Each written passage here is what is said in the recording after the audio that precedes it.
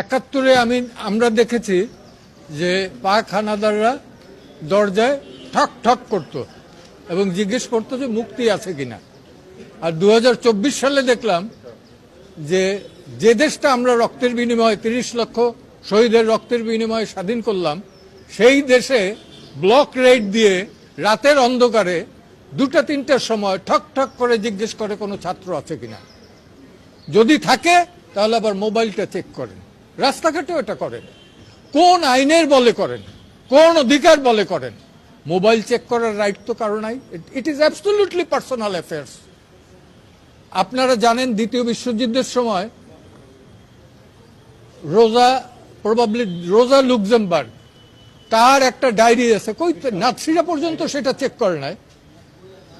তো সেই ধরনের আমার দেশে ইভেন জুলিয়াস ফুসিক ফাঁসির মঞ্চ থেকে লেটার অফ গ্যালোজ, সেখানেও কিন্তু তারা এই সুবিধাগুলো পেয়েছিলেন। আজকে বাংলাদেশে এই আইটি ইনফরমেশন টেকনোলজির যুগে আমার মোবাইল চেক করবে যে কেউ, আমার ডায়েরি চেক করবে যে কেউ, আমার প্যান্ট চেক করবে যে কেউ, এই অধিকার তো কাউকে দেওয়া হয় না।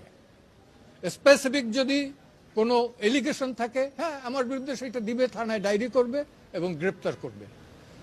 তো এইটার তো কোনো ই নেই। এবং এইখানে